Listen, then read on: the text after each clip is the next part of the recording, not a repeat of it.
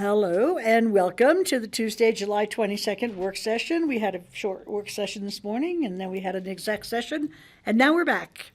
And I'm joined at the table here by Greg Poshman and Patty Clapper, and hopefully online we will have Steve Child. Kelly is on vacation back east. So we are going to start with a review of future agendas. Do you have anything for us, Cara? I have two things. One, just so you all are aware, tomorrow we are doing a proclamation recognizing the service from the Community Growth Advisory Committee. It was not in your packet, but Charlotte will be distributing it later today, and there's 26 recipients. I just signed them all. Thank you very much. They're the same one. And so we've invited all of the members, and we'll see who shows up. Great. And the other is wanting to follow up if anyone is planning to attend the CCAT retreat on August 3rd or August 4th, so we can notice it in next week's agenda. I'm not. No. No. I'm going to be on an airplane. Steve, are you planning to be at the CCAT retreat? Well, I haven't figured it out yet, although I am the alternate to Kelly and I should be going. I'm traveling Thursday and Friday, and I'm not sure if I'm up to traveling yet again then yet at this point, but I'm undecided still. Okay. Well, it sounds like either way we wouldn't need to notice it. Right. So. Yeah, you're good. Yeah, I think it would just be me. Okay. That is all I have for future agendas. I have a few things. Okay. On tomorrow's agenda, there's no number 1, and I asked about that. It starts with item number 2. So are we just leaving space for another surprise? I didn't know if that's a big deal, but I can, yeah. Okay. I thought I sent it off, but I know there's been some issues with staffing. But then I have a question in general. What happened to our discussion regarding the housing tax ballot question? Weren't we supposed to be having that That's coming up? really interesting. I talked to Kelly about that on the phone yesterday. She was in New Jersey, I think. So here's what I think happened, and Cara, you correct me if I'm wrong. I think at the last meeting at which we discussed it, that the staff interpreted that we didn't have the momentum to go forward because of the increase in taxes. And we were so concerned that if we put it forward and it failed, that it would set us way back, that they just assumed that it's done for this year. Is that correct? Mm-hmm. Because And we heard it was scheduled on one of our agendas, because I asked Kelly, she was going to be That's gone. right, and it was removed. Okay. Okay. I just was wondering where it went. Okay. Yeah. The other thing I have on the regular meeting agenda for the 9th, item number 4 is a emergency resolution, but it's not in its own, emergency resolutions are usually in their own special space. They're not just added in, so. Good for you for picking up on that. And on that same date, I won't be here, and that's the Redstone pasture. It's coming back. Just want the board to know that I won't be here for that discussion. And staff, if that's a concern for staff, they may want to let the applicant know, but yeah. What date is that? It's on the 9th, regular Will you be meeting here, on the Greg, 9th. on the 9th? I'm planning to be here the 9th. Okay. Will Kelly be back? No. I think she's gone for 3 weeks. Oh, I don't know when she's coming back. Steve, She should be back for the 9th, it looks like. is this about that, or do you have another item? No, another item. Okay, I'll get to you in just a sec. Are you here tomorrow, Craig? It says you're not. No, I'm here. Sorry, I correct that, but Charlotte probably. Okay, didn't. so you don't have Yeah, an I'm here. impending vacation? I have one last question real quick. Okay, On the work session on the 15th, I may or may not be back. I'm getting back at some point. You never Yeah. know. But we have a discussion that day on the Smuggler Superfund site. Is that the follow-up on the soil? Were you guys bringing that back again? so, well, It's a 45-minute discussion. it's whether or not we were bringing back whether people would apply for assistance with, So that's part of that discussion, so I don't need to be at that. I'm assuming it is? We can follow up. Yeah, because if it's not, I'll try and be here if it's just a Smuggler Superfund discussion in general. But if it's the soil, I'd have to recuse anyway, Yeah. so it doesn't matter. I Just to don't, let we you haven't know. talked about the Superfund in any other way, so, Yeah. I know, that's what's a 45-minute discussion, but Okay. just wanted to clarify that. Patty, what date was that again? It's on the 15th of August. Thank you. Okay, Steve? On the August 15th future agenda page, it says that the dinner with the town of Snowmass Village is on Monday. It's actually on a Thursday night. It just has the wrong date, but the wrong day of the week, but it has the right date. And where is that again? It's on the August 15th page. But what's the date of the Almost joint there. meeting? August. I think it's the 17th. I think it's August 17th, maybe, the dinner. I believe that's Yeah, correct. it's August 17th. Yeah. And that is a Thursday, you said? Yeah, and it Definitely says says Monday Monday on down our there. future agenda. Kind of confused. And do we have a time to talk about that meeting? What's going to happen at that We meeting? don't, but we should. We'll Yeah. get that on for a future agenda. We usually don't talk, we just have a really nice dinner. And did you have anything else, Steve? They buying? No, They usually Okay. do. And then, Cara, I have been talking about this for a year. And Greg and I think both would really like to see Edward, what's his last name? Olemons. Olamon. Presentation to our staff and commissioners sooner rather than later. So if we could get that, make some room for it somewhere so that we have time to work it out with Michael Miracle and with Edward. Michael's kind of teeing it up. Yeah, he does sort of the presentation and then he gets backed up by Edward. How So, long is this presentation? but Could we be- met for an hour and a half. You weren't there the I whole was there time. for an hour. I think They could make it an hour. an hour. I think we could do it in an hour. I would be interested in seeing it, but Now I think all the city council people have seen it. It's all city council men now. Have they? Have they all seen it? I think they've all seen it. Sarah has not, so we could invite her to that meeting. I've got a heads up, just on August 9th, was invited to join a greenhouse gas roadmap update by the Keystone Center. And they're kind of reaching out to individual small groups of commissioners and electeds to talk about the state's greenhouse gas roadmap. So I think I'll attend that. I didn't know if Cara wanted to participate or maybe Michael Port would, if I can get him in there, but I'll have a report back. is it an It's just- all-day thing? No, it's just a couple hours before our meeting on the 9th, okay. so. So we have a meeting on the 9th, Yeah, but not on the 2nd, Yeah. correct? and that's the meeting I will not be attending. It's the greenhouse gas pollution reduction roadmap for the state. There'll be plenty of other opportunities to weigh in, but this is Okay. just an initial. Thought I'd share that. And could somebody just give me an update on what happened with the Redstone thing when I was having my surgery? Redstone? Going Ancient back history. to other meetings rather than forward? The STR? Yeah, the STR thing. We approved We it. moved it forward. And what were the conditions? 4-day, it's just for the commercial zone. 4-day? They can, you know, Two-day from minimum. 4 days to 2, Okay, and 180 right now day it's grade. set at 180 days per year. okay. That's basically it. And the in commercial residential zone. is staying the same. That's it. Okay. And we have not received any public input yet. I have. Oh, well, is it in the record so we can all see it, or? I asked him to make sure it got sent to everybody. I haven't seen it. Um, Doesn't mean I haven't received it, I just haven't seen it. Okay. Now we have our department updates and board membership reports. Patty? Okay, what am I starting with?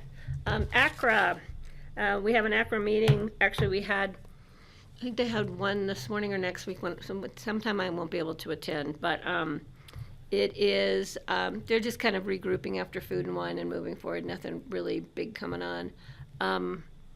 And as far as Northwest COG, we are having our big yearly planning meeting on August the 24th. Of course, I got a jury duty notice for that day, but because I'm hoping to bring Tommy home from Heritage, maybe that Friday, they've been excused from jury duty because I'll have to be home to take care of him. So anyway, so I'll keep you posted on what's going on with the planning session with Northwest COG and the Economic Development District. And they're still working on their housing study, which includes now the Colorado Association of Ski Towns.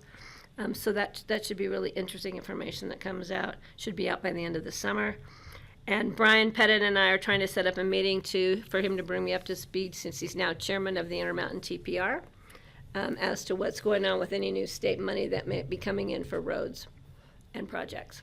So that's about where I am. Okay. CCI, I have nothing. I have been totally out of commission here for the last couple of weeks. I don't have anything on anything. I know the feeling. It's that time of year. Steve? Wait, could I ask you, Francie, can you bring us anything up to speed on the scenic? I haven't heard a thing from them for a year and a half. Absolutely nothing. Not the scenic byways, but on the wild and scenic river desert. Oh, Wild and Scenic. Yeah, so Wild and Scenic is in between the first two meetings of the representatives. With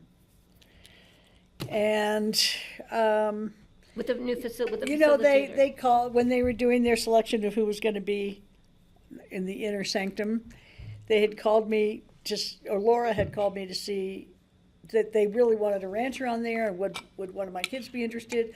So I recommended Ty, and then in the end, they picked,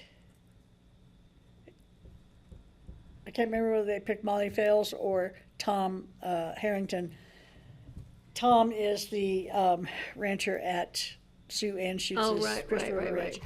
I think they picked Molly because Ty doesn't own land that's affected by water rights, but neither does Tom.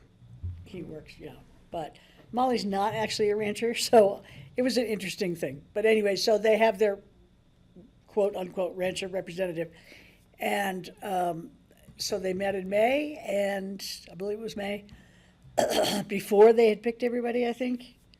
And I haven't heard from them at all. Have you? I've just been read the stuff recently about Janeway. January? Janeway. As what? They're looking at the possibility of using that as an aquifer replenisher. Augmentation? Yeah, and John Neely told me about a year ago that it's a really poor site for augmentation because the soil is so porous it's in river rock. Janeway. It'll just go right back into the river and it won't be retained. Just get stored. But I don't know. That's the only thing I know about We that. have I some haven't heard. open space through there too that it might be of concern. So I haven't followed up on it, but it just caused me to think about what we were doing up there. Yeah. Steve? Thank you. Well, I was going to say that Molly Fales was deeply involved in Colorado Cattlemen's Agricultural Land Trust, and I Yeah. believe still is. Yeah, she's their lawyer, So I that's- think. Yeah, so I think that's maybe why they Yeah, maybe. put her on as a rancher representative. Right, as a I knew representative. she was yeah. a lawyer. Well, it's good because it'll get Bill involved, and Bill's not been totally on top of Wild and Scenic, so that was another reason I was like, well, do you really want to pick a family that's not pro Wild and Scenic, but hopefully it'll be great, and she's an awesome person, so. She seems really intelligent. Oh, yeah, she is. She is an attorney. Okay, so that, I don't really have any updates on Wild and Scenic, I'm sorry to say. There was a meeting last week when I was of the, not that core group, but basically the community coalition. Right. But obviously I didn't attend, I think it was on Tuesday, so. Okay, thank you. Okay, Steve.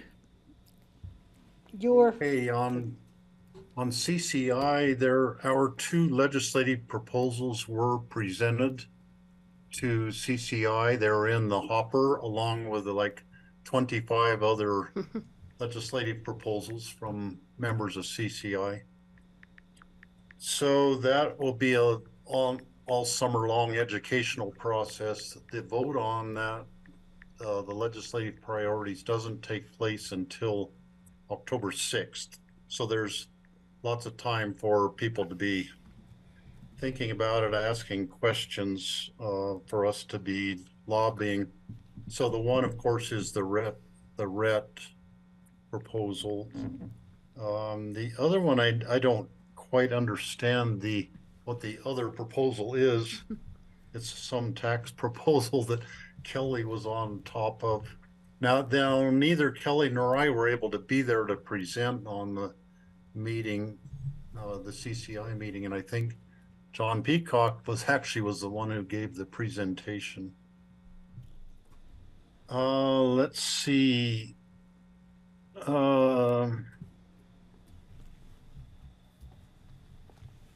Vintage. Let's see, I'm trying to think. I mentioned this already, the proposal to combine the two positions with the RTCC Regional Transportation Committee and with the Intermountain TPR to have CDOT fund one position who would work part-time for each of those organizations. So I haven't heard back anything on that yet, but I'll let you know when I do. Club 20, I went to Pagosa Springs 2 weeks ago for the Club 20 policy meetings. Did you go to the hot springs? I didn't go in the hot springs. I did go in the geothermally heated greenhouse project that they have. That's cool.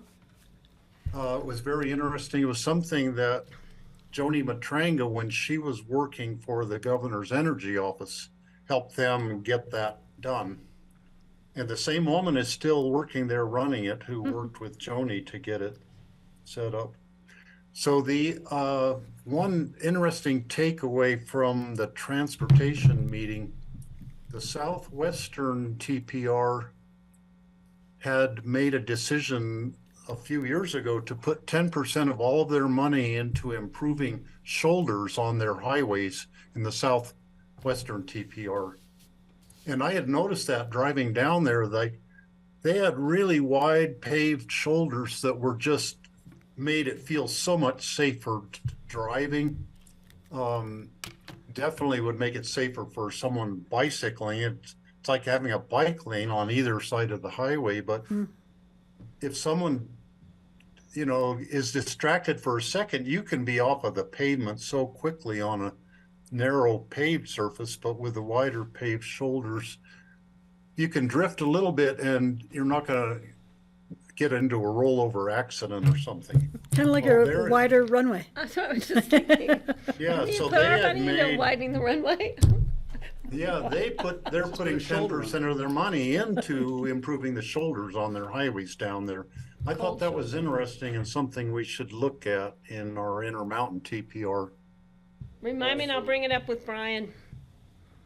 Yeah, then this Thursday and Friday, I'm going to be in Walden for the second round of the Club 20 policy meetings. And one will be the Energy Committee, which I've been actively working on, rewriting some of the policy. And then also the Natural Resources has been rewriting some of the policy, and I've helped out a little bit on that too. So I'm looking forward to being in Walden for 2 days. That's cool. Walden's Here at the great. end of the week. Watch out for the elk for the moose over there. Yeah, definitely. There's a lot of moose in that country. Senior Council, we had our meeting up in the Schultz building the other day, and I went to my first senior lunch, which they're holding the senior lunches in their big meeting room there at the Health and Human Services building. And Lindsay Maish popped in and said she was so happy to have the seniors there eating their lunches. They're at the senior center basically just moved up there while the remodel's going on. So Mike, the chef, has resigned, and they are searching for a new head chef. Or when the restaurant it is like a restaurant. The senior meals are start up again, and I think September is when the remodel's supposed to be done. Let's see, the OSGC, the Opioid Settlement Governance Committee. So I've been working on the harm reduction subcommittee on that. And we have hired Maggie Seldine with her High Country, I can't remember, HCCR. It's a harm reduction company that she has been operating out of Glenwood Springs for a few years, so she will be doing harm reduction over the whole 5-county area. So she'll have to add services mostly in the Eagle Vale area and in the Leadville area. She's already been working with Summit County and with Garfield and the Roaring Fork Valley up till now. So we're glad to get that going, spending some of our opioid settlement money, which is a considerable amount of money we're actually getting to spend in Colorado on the different aspects of dealing with the opioid epidemic. So that's all I have for now.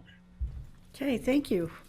Greg? Okay, let's see, CC4CA, the big news is that Tom Easley, who's been a policy analyst and lobbyist for CC4CA, retired, I should say, and we wished him well and sent him off to, I think he's living in the Northwest.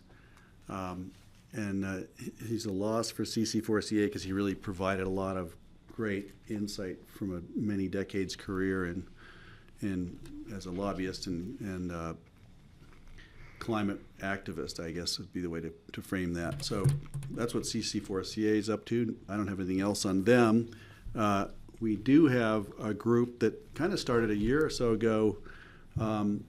It's called the Regional Climate Solutions Group, and I've been participating in that with CORE, Walking Mountains, Eagle County, a commissioner, I can't remember which one, and we're trying to keep the energy going just for regional climate solutions with Garfield, Carbondale, Glenwood, and just want to say that group is kind of forming and becoming more interesting as we go. And I was going to share something, and I've got to find her address, Gina. What's the name of the group? Yeah. It's called the Regional Climate Solutions Group. Is it through CORE or? CORE is the member, and basically it's when it's a loose organization where people get on the phone and just chat about what they're doing on the various climate action. And so CLEAR is a member, and CORE is a member, Walking Mountains. People from Summit and elsewhere. We had the Colorado Energy Office participate on a call. Holy Cross calls in and says, hey, here's what we're up to. So it's kind of like a clearinghouse, and it's an interesting conversation that pops up every now and then. Who's like in charge of it? Gina McCracken, who's out of Walking Mountains in the Vail Valley. Okay. And so the idea is that for all these various groups to start coordinating and helping each other get grants, organize, put on events, things like that. And I'll share more as it comes along when something really happens. Is it going to come back to us and ask for funding? No, not yet. I don't think so. Everybody, I'm just wondering, we'll put them in At line. some point, we might get a membership ask. I don't think so. I don't think we're looking to create any more nonprofit groups. Let's see. QQ met last month, and we Here. had and I have no recollection of. That's because you didn't have to Zoom I or was there drive. though. I'm pretty sure I was in the room. I know, we're gonna watch the video and see. I'll have to go back and review that. I'm sorry. Board of Health meets on They August. used my library card to book the room. So. I love that. So we do know that Patty's library card. I think I was probably. I'll appear on the video. I'm pretty certain. Kelly would probably have more to say because she was there too. Board of Health meets next week, and our agenda I'll just pull that up real quick. Sorry, I won't be there, Greg. That's fine. And our next meeting, we'll tell you when that is too. What's going to happen at the next Board of Health, which will be on the August 10th. That's always 2 the weeks. busy Thursday. Yeah. I won't be there either. We're going to be hearing about the environmental health fee approval. Kurt Dahl's going to present on how restructuring or structuring of the environmental health fees. I don't know any more about it than that. The Healthy Kids Colorado survey, Raleigh Backrack's going to present on that. And that's the survey that kind of shows our local kids have more affinity to nicotine than kids elsewhere. And I always wonder, is that true? And are the metrics accurate? And so she keeps reassuring us that it is. We'll hear a report on that. a mental health access program report. We're going to hear a report on PFAS, the chemicals the forever chemicals that never go away, from Kurt. And that's it. The next meeting for Board of Health will be October 12th. So that's Board of Health. RAFTA is going along well. The hotel project in Glenwood Springs is moving along well. We've had our board retreat, and we're prioritizing the results of that board retreat with our moderator, who did a great job. I just filled out her survey on prioritizing.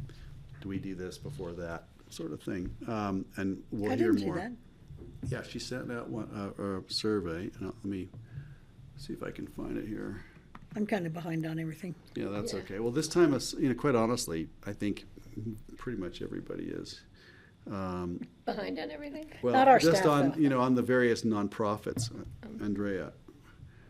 It's the strategic plan prioritization. It will come from Andrea at rfleadership.org. So that's, if you have that in your junk box, or I'll just forward it to you. How about that?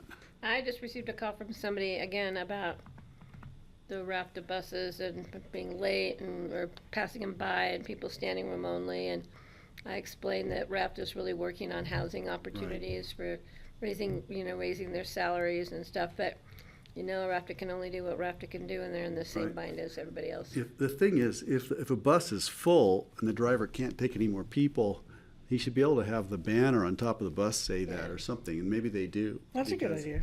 The thing is, It as should Steve say says, bus if the full. bus blows by and you're standing there, you just get angry about it. Yeah. Yeah. Right. But I have But never been if on a bus. They would say bus following on the head Right, sign. I've seen if that. There is actually a bus following. If there but- was one, right? Yeah.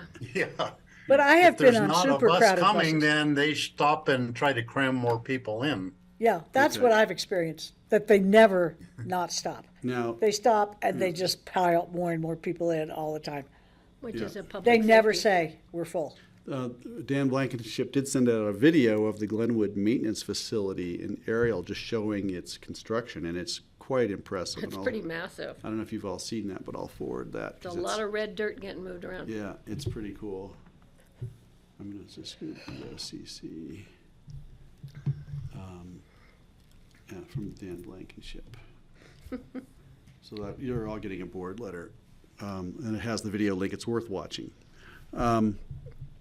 Okay, moving on from that, Rawapa.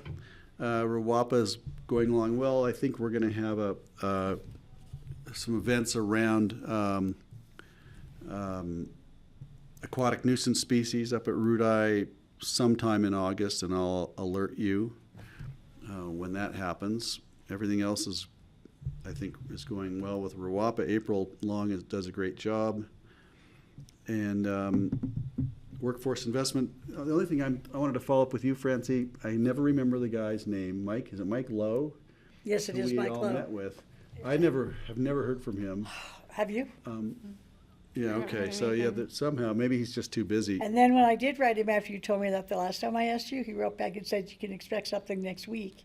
Okay. Yeah, I Well, meant to follow up. I haven't heard Golly. anything. at the RAFTA meeting and at CORE and at RAFTA, and what other board meetings have I gone to recently?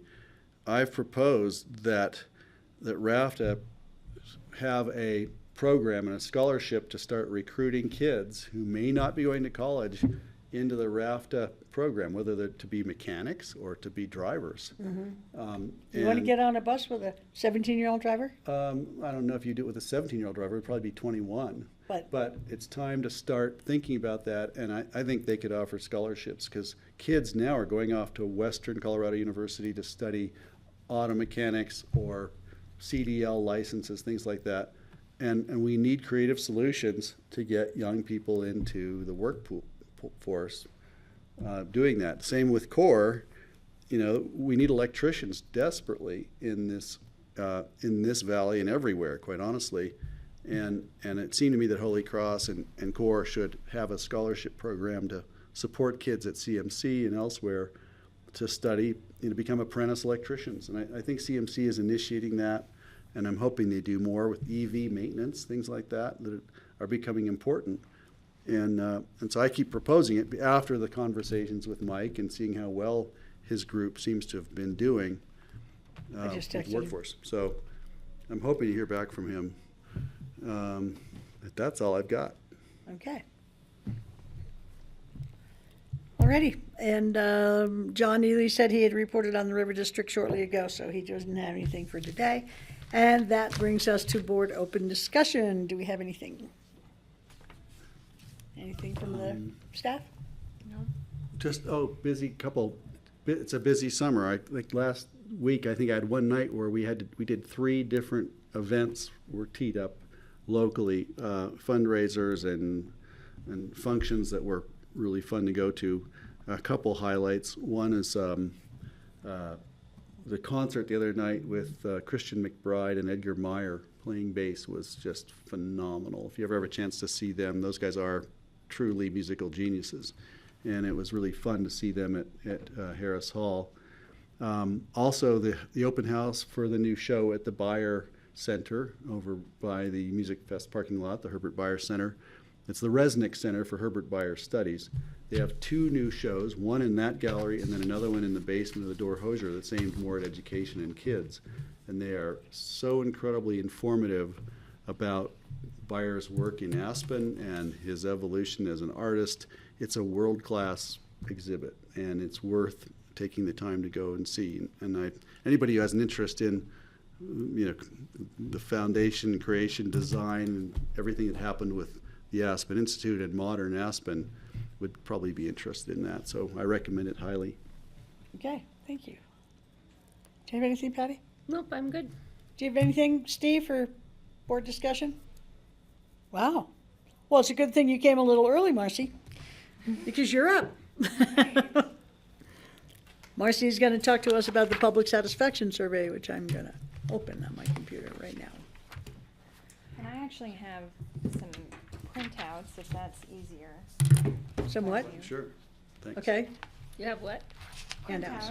Oh, you already printed it out. This one is a little bit easier No, to no. read, because there were some I have a edits in there. consultant. You can't edit our packet stuff prior to. Can't seem. No, it's the same. Can I forward you It's this just and you it shoot looks him the better on link? that one.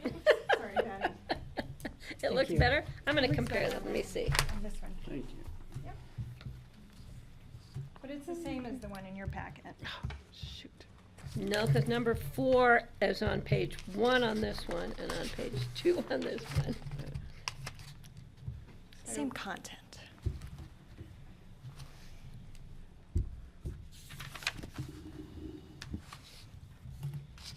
Well, thank you for having me. I feel like I don't get to present very often, and I'm excited to talk about all of this Oh, good. with you. I feel like you probably know it better than I do, considering it's been done for several years now. So I'm going to go ahead and present a series of slides, and Jason Murado of our consultant group, ETC, will also be on the line to talk a little bit about administering the details of administering the survey. So that's a little bit later in the presentation. So let me share my screen, and Abby. You should be on soon. Okay. And I wore a sweater today thinking that would be warm. It was enough in really here. cold in that other No, room. it's not- We should get to open a window because it's really warm outside. I bet it is. 83, now When I first 78. saw this, Marcy, I said, boy, it seems like a majority of people just don't know all the way down. Yeah, there were a lot.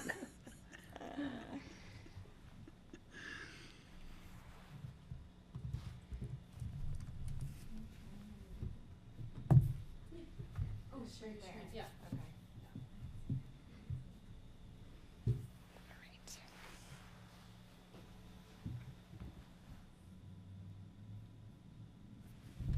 No, you made a lot of changes in here from the one in our packet. What? Well, the one that with the information was in our packet, there were a lot of changes, and most of them are changes I was suggesting, Marcy, so. What do you mean? Well, The one that we looked at online, just now? It's different than this? Well, the one that I printed out from the packet is much Oh, different. no kidding. Well, so It's cleaned up. This is yeah, the it's new one. cleaned up. The printout that I gave you is cleaned up. It has the same content of as the one that was Oh, I see. included in your packet. Essentially, the department heads submitted their feedback, and that was incorporated, and that's sort of what's reflected in both versions. It's just the printout version is cleaner. The one that I gave Okay. to you. All right. Well, thanks again for having me. I'm Marcy Suazo. I'm the communications manager for the county. And this Pitkin County Public Satisfaction Survey is being done once again this year. The last time we did it was in 2021, and it's done every 2 years since 2014. So the agenda today, I've already started to jump into the background, but we'll talk about background and goals, the different sections of the 2023 survey and the status, what we've done so far and what we'd like from you. And then Jason from ETC will talk a little bit about the methodology. And finally, we'll jump into discussion. And we have an hour for this, so plenty of time to discuss. We have executive session after this. so- Oh, you do? Okay. What is we're gonna be ETC? rushing Is that you. the company that ran the survey? Yes, they've been working with us since we started the survey in 2014. ETC Institute. What are you laughing about over there? She didn't give her report. Sorry. But anyway, go ahead. We'll do that later. Well, I you need might have coffee. time. All right, so what we're seeking from you all today is, again, the review of the draft survey and identifying any additional updates that you'd like to see in it. And then we'd like your approval of the process for the 2023 survey, including the timeline. So a little bit of background. As I mentioned, we've been doing this every 2 years since 2014. We did skip 2020. We because of COVID, we pushed it into 2021. Essentially, what this survey does it provides an understanding of public sentiment. It's sort of a report card for the county, if you will. And it provides longitudinal data, so comparing community attitudes over time and how the county compares to other communities as well, or benchmarking.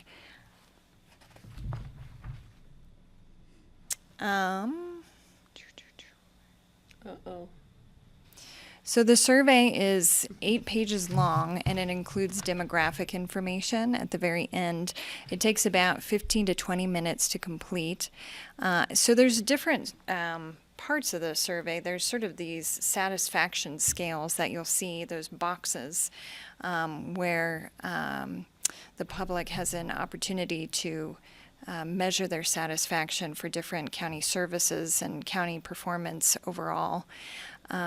And then the emphasis questions help inform priorities for the county. I was just looking back on the 2021 executive summary from that survey, and sort of the top priorities that bubbled to the surface from that particular survey were affordable housing and growth. So the information that comes out of this survey is helpful in terms of setting priorities for the county. Like I mentioned, there's more general sections of the survey, or sections that aren't department specific. So those are questions such as measuring the quality of life, seeking information from the public about quality of life, overall county services and initiatives, and overall opinion of the county. And here's an example of one of those questions. This is the first question on the survey. And you can see that satisfaction scale and how people can rate these various questions.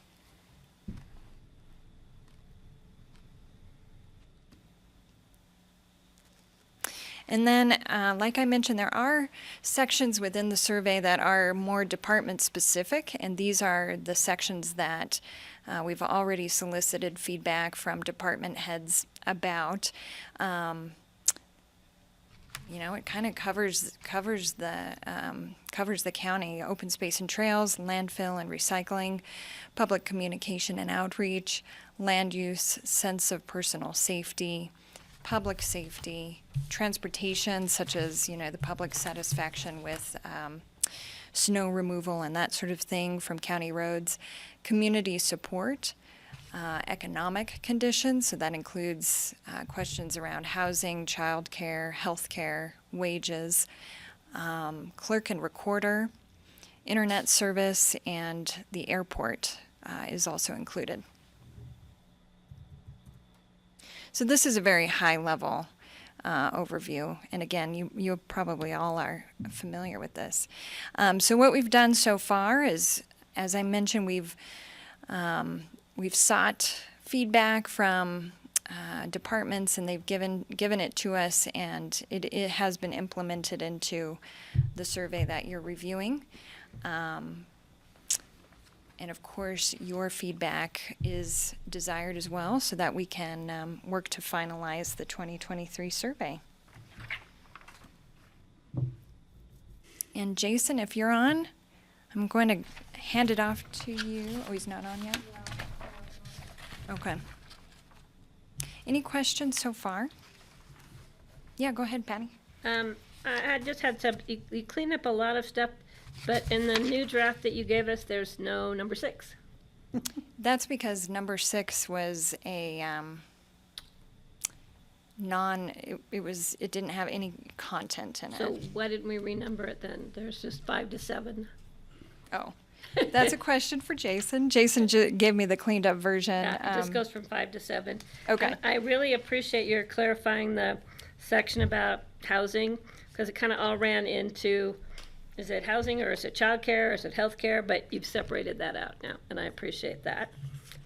And you did eliminate, we had 2 27s on the first one. You cleaned that up. You cleaned up the internet service section.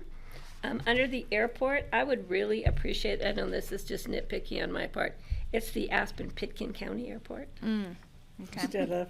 Instead of, just the Aspen Airport. oh, I like, since it is Pitkin County Airport. Pitkin Yeah. County Airport, actually. yeah, so I just would like that in there. And then, for some reason, you eliminated the primary place of residence question, which was number 40 on the first draft. Is there a reason why we don't want to know that? Did we know that before? It was item 40 on the other, when I printed out. Oh, it's item 42 on your printout. Oh, it's on the back side. I'm trying to Yep. turn the page over. Okay. Thank you. God, your attention to detail today is amazing. I know. Well, I spent a lot of time going through this because I've done this a lot. And I did have, under sense of personal safety, it says traffic safety provided by law enforcement. It should say in the county.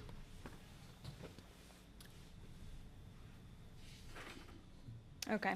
I don't want to take responsibility for Aspen, Basalt, or Snowmass Village. Okay. Is Awesome, that Patty. okay? Thank you.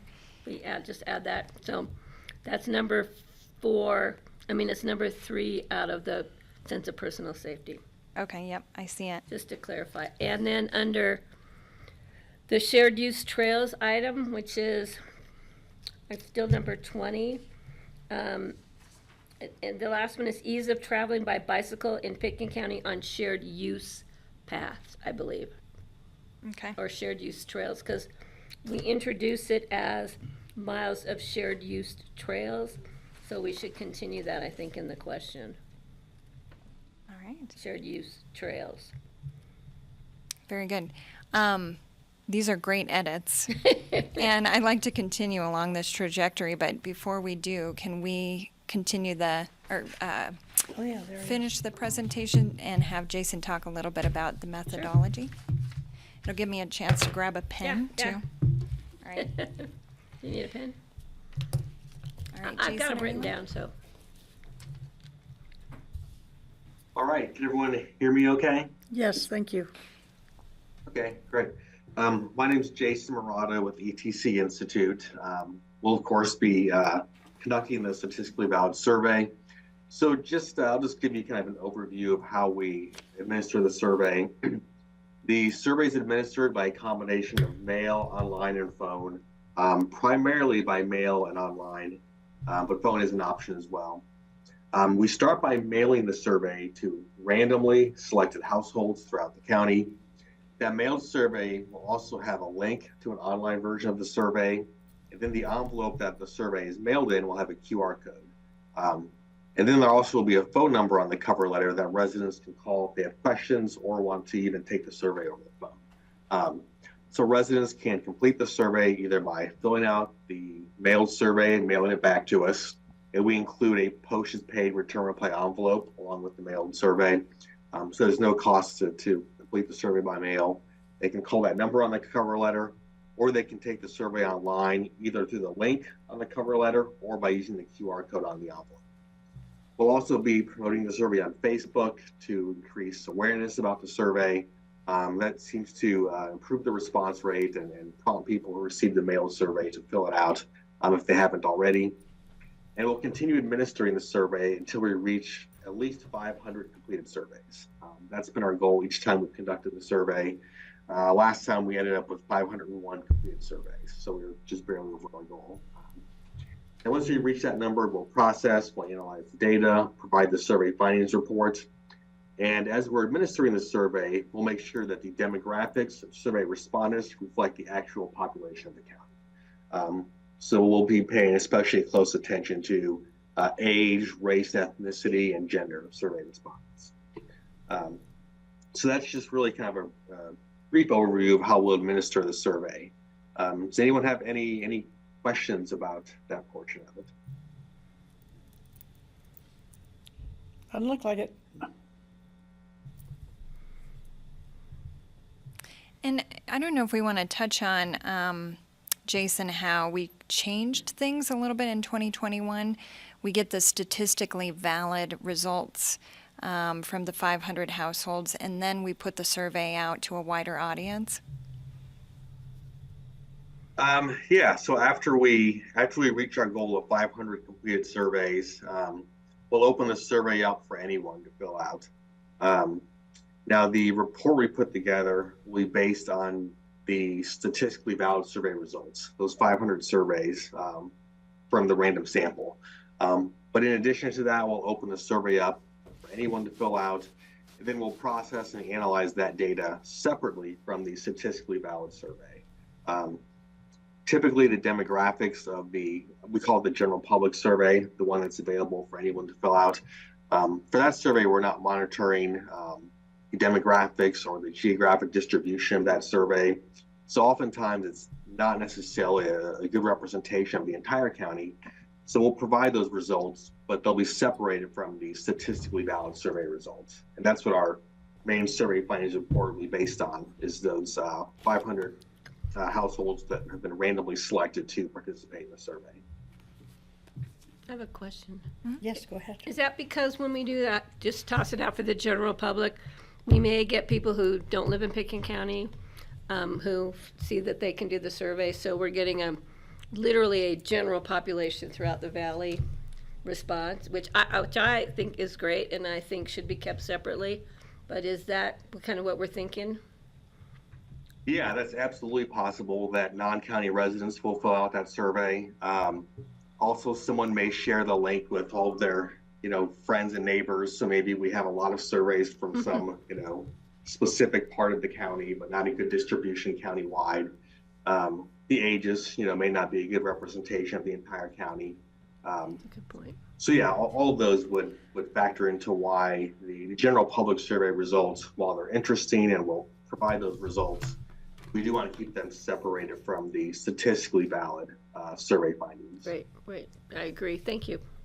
And maybe one piece I'd add is in 2021, when we introduced this, it is also intentionally to solicit feedback from non-county residents, obviously specific to the Roaring Fork community, really trying to capture information from our working population. So I just want to make that clarification of we are wanting feedback from non-county residents in some regards. Right. Very good. And I think I would add one more layer of context in order to come up with the survey that you are currently viewing. We looked at the 2018 survey and the 2021 survey and sort of pulled from both. The 2021 survey had a lot of questions that were connected to COVID. So since we are in a new era, this survey does not really go there. It may be more of a reflection of the survey that we did pre-COVID in 2018. So.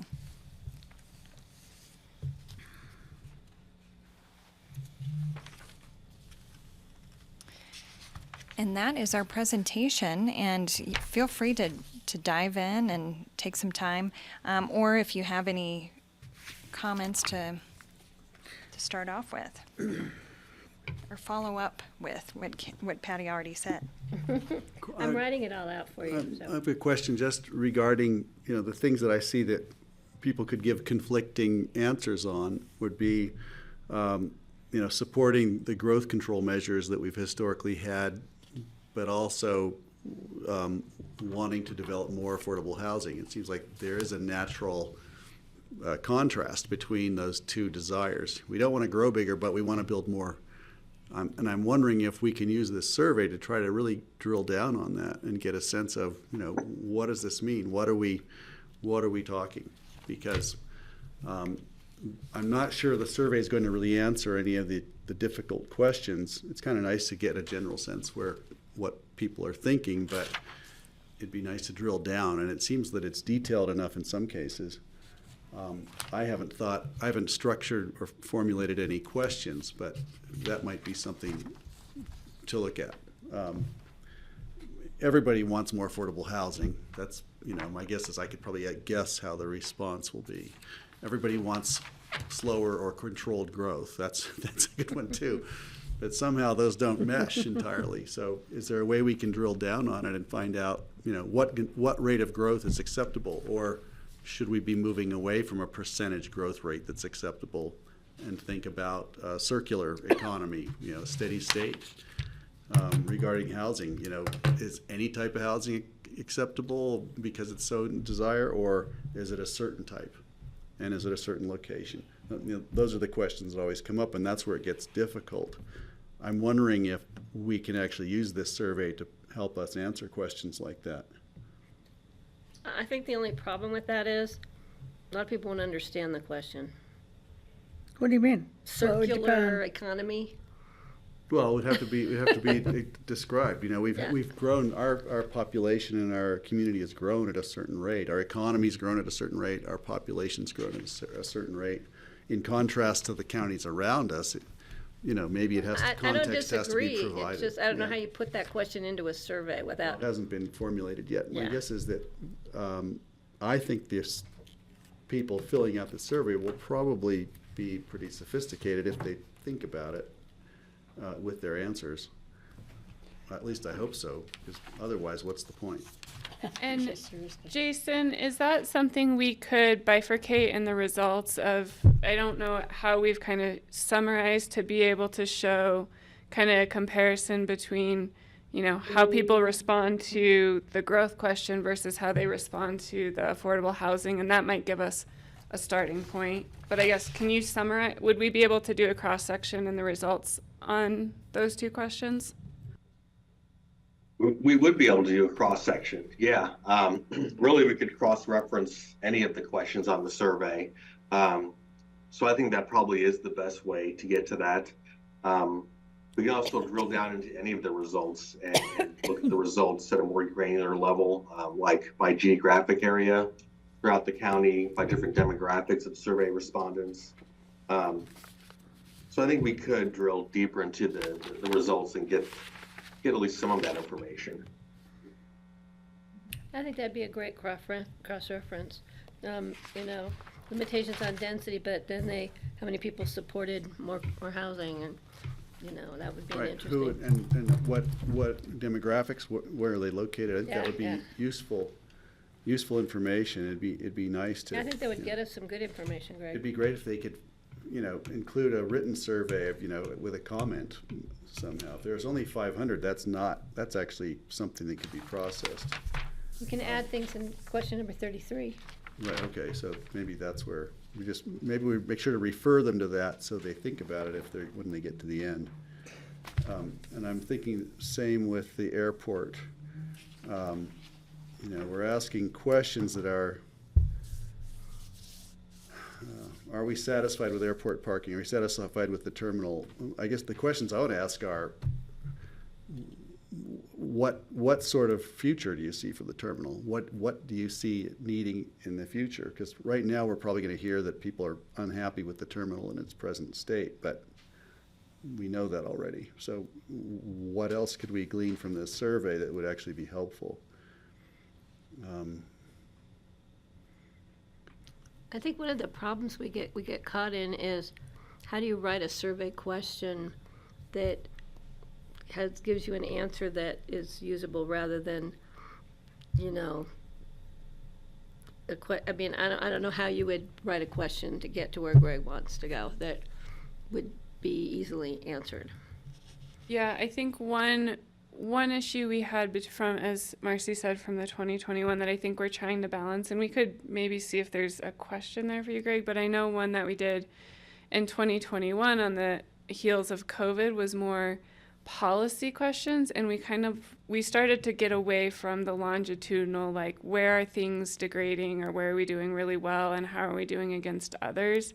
So we don't want to go too much into policy level questions, but be getting enough data that can inform future policies, such as, what are additional follow-up questions that we'd ask the community around the terminal. So there might be better phrasing around that question, but keeping it fairly broad that can then start to be more informative as you all move forward in your broader initiatives.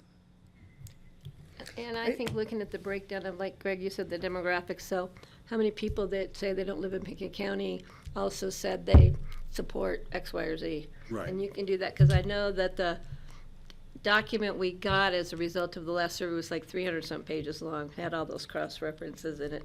I started to go through that, but I decided I would wait till we get a new one to compare it to, because it's a big document, and I did not print So now it you're going to out. have 600 pages to look at. Are you going to talk about the results at this meeting? The results of the 2021 Yeah. survey? Yeah. It's a 365-page Yeah, document. I mean, we could go over some really top-level things from the executive summary if you want to. Yeah, but- I was just thinking about the one about the county's economy, and I don't remember talking about that before, but it's pretty dismal results. It's on page, Yeah. it's question 24, it's on page 866 of our packet, and People weren't happy. it's pretty desperately low. There's the affordable housing at the bottom, but there's also the availability of employment with adequate wages for self-sufficiency. I don't remember having this conversation 2 years ago. I mean, maybe we did, but that just seems so sad that we only have 21% of our population that thinks there's adequate jobs for sustaining life, basically. I mean, I don't know what it is that, I think the biggest question we asked then was, what can we do about that? yeah, and that's what I'm saying. What can we do about that? We can't, except for that, it's been floated that we should raise the minimum wage in Pickett County to, I mean, we've had people suggest that, to X, Right. but that would only be for Pickett County. We couldn't do it Yeah, for the and what they city. suggested was $25 an hour, and Yeah. that was like, oh So my then God. let's just lose the rest of the businesses we have in the county. Yeah. But the one about It's a tough equality one. childcare, we did do something about that. I mean, we've made steps on that. We're trying to make steps on affordable housing for rent and for sale, but I doubt if they're gonna move the marker much. On the economy, Yet. or on those, yeah. It'd be nice to think that they could. I just think that, as I was going through this, that is the page that just jumped out at me as, wow, that is why would you live here? You know, other than everything else that's really high. I mean, we all know why we live here, but you can see why people leave And on that page. I believe, Marcy and Jason, that is also one question we kind of changed during COVID and then changed back to maybe more of a 2018 to that point of what can we as the county do about it, but also gauging kind of where the economy. So I can't remember how it was termed off the top of my head in 2021 versus trying to make it more something that the county can take action on. Yeah. Yeah, I'd have to go back and look, but I do know that for 2021, the wording for some of the questions was different than it had been in the past. I think this year we went back to more how it had been before 2021. So that was right in the, right in the middle of, fairly, I think we're about a year into COVID when we did the last survey. Mm-hmm. It was definitely a very different time than it is now than it was in the 2018 survey. So hopefully our rating goes up because we're not dealing with masks and closing restaurants and, Yeah. which caused a lot of consternation within the community. Could we actually expand the airport questions to drill down on some of these things a bit more? If we're, airport parking, for instance, it says, either we're really dissatisfied or very satisfied with airport parking, but this isn't going to tell us if it's availability, if it's the price, the cost, or the distance from the terminal. We don't know what they're satisfied or unsatisfied with. When it comes to the terminal question, are you satisfied or unsatisfied with the terminal? Well, it all depends on, do you happen to work there and you don't like the back of the house because it doesn't meet OSHA standards, or do you like the front because it's nice and small scale? Do you like the easy access to driving up to it, or do you think it's dingy? Whatever, we just don't know. So I'm not convinced this is really valuable. Customer service, maybe that's an easier one. If you've had a decent experience in general, then I guess you will get a general idea. Ground transportation, it's like if you're always picked up in a limo or your family car or you get on the bus, we don't even know. Yeah. So Yeah. Or are you I'm just not sure dissatisfied these because questions it's? are. If- What's the point? If like what we did with the housing and childcare, and I don't know if those are right, but adding some more descriptors like housing, we said available of affordable quality housing for rent. So if we did some kind of descriptor about the terminal, like quality and something of the airport terminal, would that help to It seems, get at what you're looking Quality for, and Greg? space. I think so, because, the terminal's one of those, we have something that's really unique, and it would be great to be able to understand what people like or dislike about this unique situation we have, especially in light that we're talking about changing it entirely. And the biggest fear I have is that we're not going to use this survey to guide our decisions clearly about what we do with the terminal, because it's just there's not enough information in this because some people are going to love the terminal and other people are going to hate it for completely different reasons.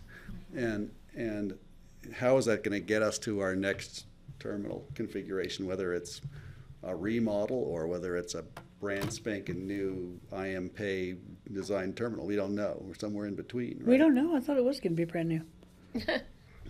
I think the Hasn't been problem, designed yet. Well, I know, but again, I think the problem is it's hard to put all that in a question. I think we Right. need to start at the surface and find out what the percentage and where those demographics are that said they aren't happy with the terminal.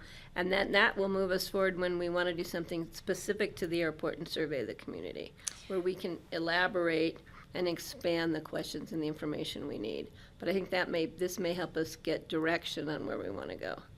Does it go into a priority? Like, is airport the highest priority compared to all the other things on the list? well, there or are is it- priority questions for sure. But this one doesn't have it, but I think what I'm trying to get at is, yeah, Greg, you're coming up with great suggestions, but if we make it 100 questions or whatever lengthy, people aren't gonna do it.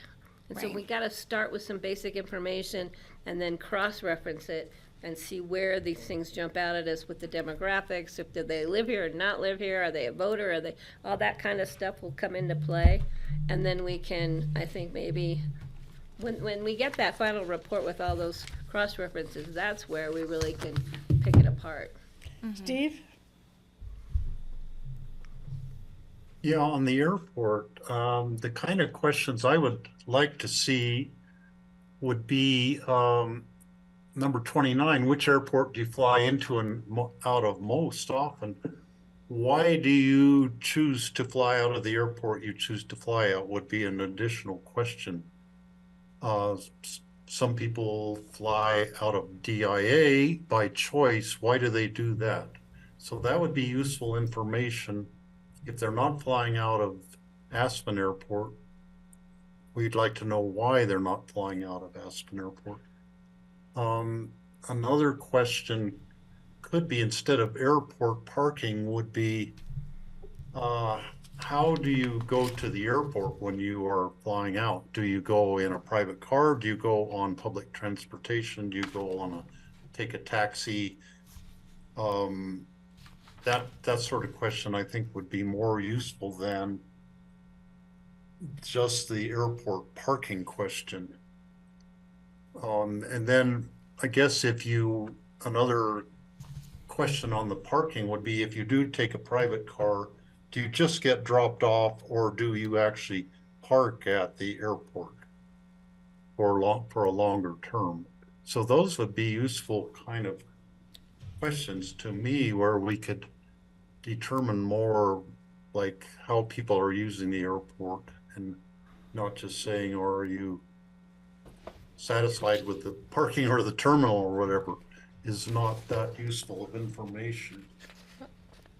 That gives me a question. And how do you use that when you get somebody who, we've got 500 surveys and we get 400 different answers to a question? You know, when we say, how do you get to the airport? I ride my bike, I walk, I roller skate, how do we then use that to do the cross-referencing and get us some data? Well, what if we? I don't know how you do What that. if we, like for number 4, it says ground transportation to and from the airport, satisfied, dissatisfied. Is it the ground transportation, or it'd be nice to know what and how they get there, but also how do they rate the satisfaction of the connectivity? It's almost really what we're trying to determine is how good is the connectivity of the airport to the transportation to get people where they want to go. And my question would be, does everybody know what connectivity means? Well, if they speak English, they might. Well, But I think to what you all are saying, and Jason, correct me here, is we don't really want to go into multiple choice questions in this survey. The idea is that you're getting a level of satisfaction, so we can work towards some kind of question, Greg, like you're saying, with more common language and descriptors to gauge a satisfaction with the idea of whatever you start to see, then we go out more specifically and ask more questions. But Right. Hopefully it's a stepping off point. Yeah. But I'm worried about it being too vague in some of these cases where what's the value of the information we get back? and I don't necessarily disagree with you, but then we need to have a specific survey for those key issues like housing, like the airport, to see, and that means time and energy goes out again, but I think it'll give us some guidelines. And we actually do have a specific user survey for the airport terminal as part of our public outreach efforts right now. Great. So it's not statistically valid, but it is providing some useful data. And this will be another layer to that. Is it normal to have about like 20% of people who don't have an opinion? Is that an average response? Because in 2021, it looks like it was pretty much consistently between 15 and 25%. Is that what we can expect? Jason? I mean, it depends on what the question is about. It can vary quite a bit. If it's something people have a simple opinion about, like the condition of sidewalks or streets, most people should have an opinion about that. If you get more specific, like something about the airport, If people don't use the airport often, they might say they don't have an opinion about it. They just aren't familiar with it. Thank you, Francie. So it varies depending on what the topic is, how familiar people are with that service that we're asking about. Okay, Steve? Yeah, I like, at least on the online one, question 31 is like a whole page for people to write additional comments. I don't know if that still exists in the paper copy that you have there. It does, The Steve. new, It's 33. and maybe we should put a line at the very beginning saying if you want to expand on any of these questions or provide more, your thoughts on these, please put them on question 31 on page And we could simply say, 6. please provide additional Just to comments. give them just to kind of prompt them to write more comments, and so they know at the beginning that they can write more comments. Just a suggestion. We could put one that says if you comment on all of these, we're going to appoint you to a special advisory committee. And Greg's going to put you in charge. Yeah, I agree, Steve. We could just say something as simple as, please provide additional comments on page whatever, or under question number. Or spaces provided for additional comments That would be on, good. Yeah. just at the beginning. That's a good idea, but make it simple. So they actually will read it. Jason, maybe can you speak to what ETC does when you receive back surveys and kind of a review for completeness if a survey counts or doesn't count? Oh, that's good. Yeah, so typically, I mean, we say 500, the goal is to receive at least 500 completed surveys. If somebody skips a few questions here or there, we'll still count it. But otherwise, we don't count the survey if it's not fully complete or at least mostly complete. And that is the concern with adding a lot of questions, making them too detailed, having a lot of open-ended questions, is the response just won't be as good. Already these are great ideas of questions to include, but something like the airport almost could be its own survey with all the information it sounds like you're wanting to get. Is here we're trying to just cover a lot of different topics on one survey. I mean, right now the survey is 7 pages long, it's 43 questions. A lot of those questions have multiple options within it. So this is already about the maximum length of a survey that we would want to administer.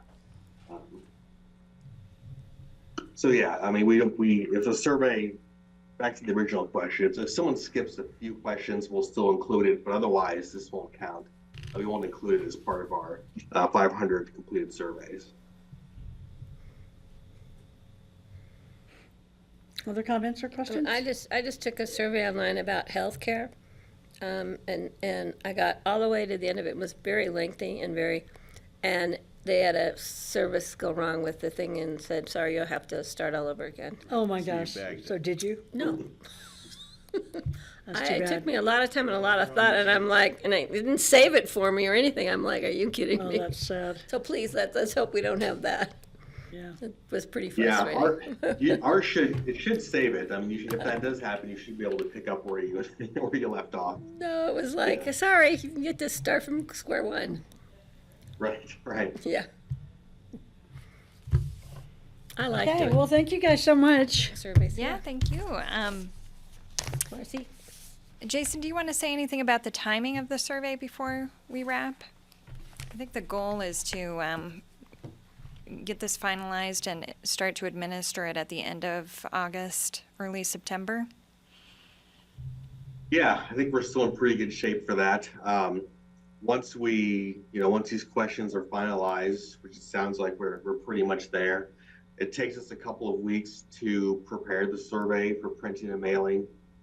During that time, we have our staff pilot test the survey, we proofread it, format it for printing and mailing, and then build the online version of the survey.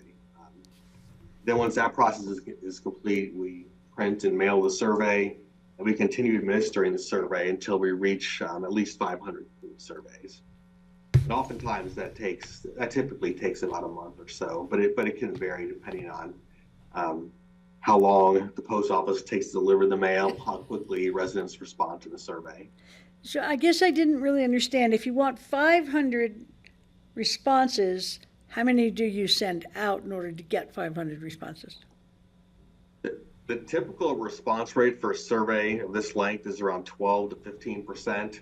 So Oh. we normally mail surveys to about 300, 7 6,000. times the number of households as completed surveys that we. Wow.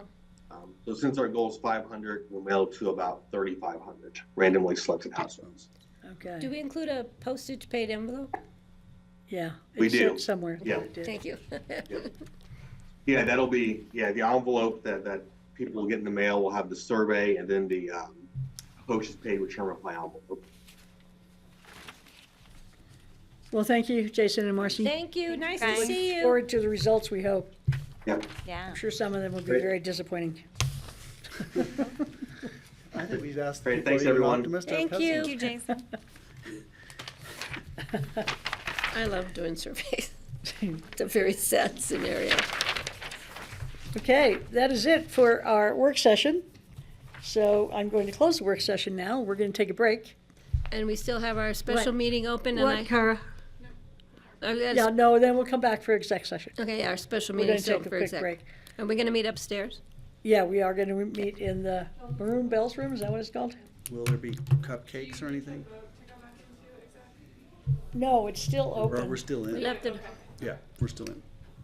we just need to make sure Steve can get on but Bri can send Just him the gotta link. call in, right. I desperately need coffee, but it'll take me half I an hour knew to that's walk why. over there and We can back. make some upstairs. We're going upstairs. Oh, yeah. By there's the some time you're upstairs. upstairs, we'll have your coffee ready. I'll use the elevator. Oh, well, that's cheating. I think we Thank should have you. a survey question that says, are you optimistic?